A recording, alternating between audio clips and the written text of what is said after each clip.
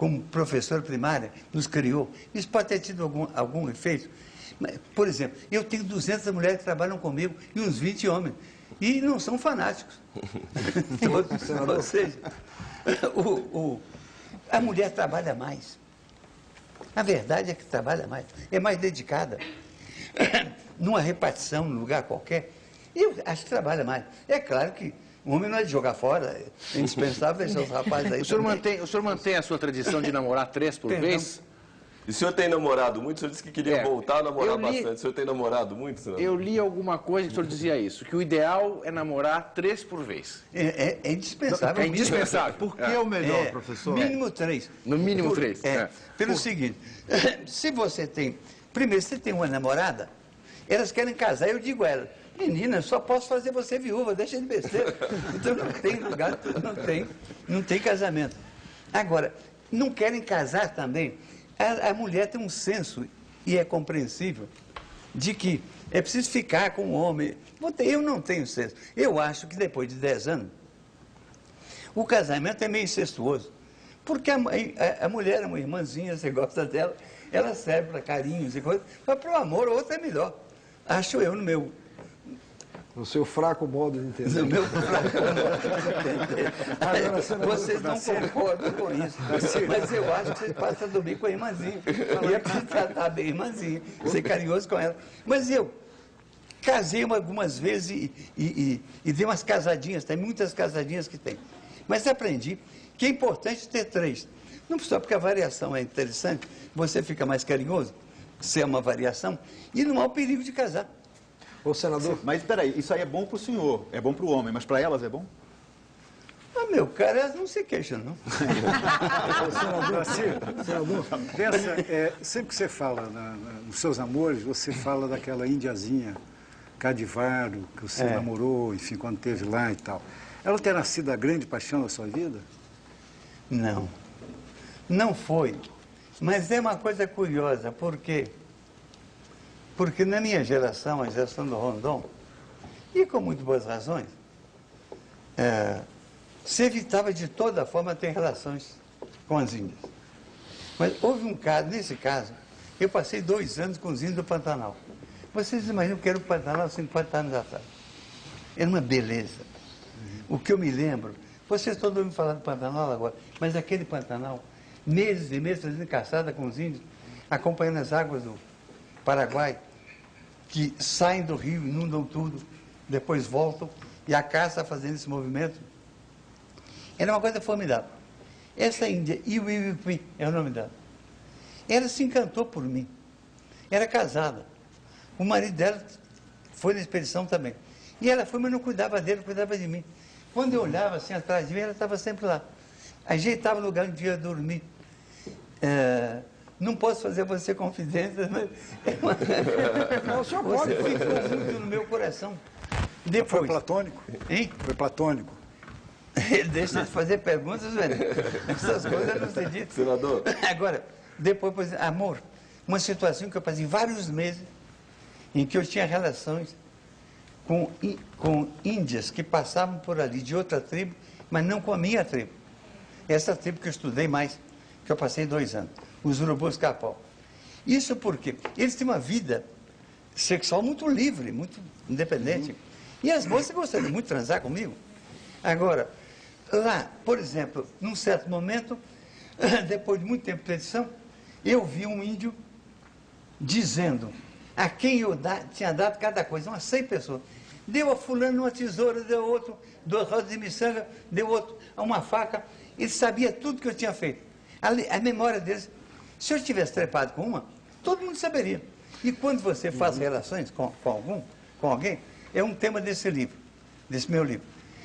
Você estabelece uma relação de cunhado. Quando você chega lá, eles já chamam você de saé. Saé é cunhado, ou cunhado, saé. E saé é cunhado, porque se você faz o amor e relaciona-se com uma mulher, se ela é sua cunhada, os pais dela passam a ser seu sogro e sua sogra. A gente das gerações de baixo, genro e nora.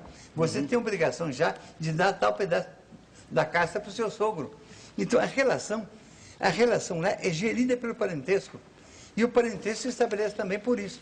Por exemplo, Na minha teoria, a explicação para o Brasil, que eu dou, do Brasil feito para São Paulo, é do cunhadismo. O cunhadismo era uma instituição indígena, quando chegava um estranho, para relacionar-se com ele, dava uma mulher a ele. E ele, tendo uma mulher, ele passava até parência, já se podia comportar com ele. E o que acontece aqui? Os velhos paulistas, aqui, eles chegam aqui, os primeiros europeus que chegam aqui, o encontro é terrível. Porque o índio está na beira da praia, olhando aquela gente que vem nas naus. As naus com aquelas velas enormes. E os índios olhando aquela coisa que vem, uma divindade. E vão chegando. E quando chegam, o índio devia achar o europeu horrível. Porque estavam barbudos, ele nunca tinha vestido barbuda. Todos cravados, escorbutos. Porque vinha de uma travessia longa sem comer verdura. Fétidos, não tomavam banho há 3 meses. Então era um trem horrível, aquela brancalhada horrível. Essa era a visão do índio. Mas a visão do europeu é que vai dando bom selvagem.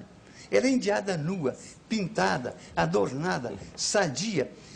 Então foi um desencontro incrível. Senador. Mas aqueles brancos que vinham, traziam faca, miçanga, espelho, coisa que se tornaram indispensáveis. Então os índios tiveram que encontrar um modo de relacionar com o estranho. E esse modo foi levar uma mulher. Se ele se relacionava com a mulher, se ele aceitava, ele passava a ser membro daquela aldeia. Então, ele podia ver o que é importante. Ele podia pegar todos os parentes dela, mandar cortar para o Brasil e pôr no navio, porque não podia pagar salário. Então, todo o trabalho era feito com base no parentesco. Eu suponho que se sabe de um espanhol que teve 80 mulheres, porque como não havia uma tribo capaz de tomar decisão por si, cada aldeia levava uma mulher. Então, como é que o Brasil se faz? Uns poucos europeus se multiplicando em 200 mil, segundo meu cálculo, mulheres indígenas, que produzem o primeiro milhão de mamelucos. Mameluco, a palavra paulista. Os paulistas gostam. Não sabem que mameluco é um xingamento. Os jesuítas chamavam mameluco, porque mameluco é um tipo criado na casa de árabe. Os árabes tinham casa para criar animal e casa para criar gente. O tipo que era muito bruto, eles castravam. Era um eunuco. O tipo que era um cavaleiro árdego, era um genízaro. E tinha um chipaio, que era o policial, meio traidor.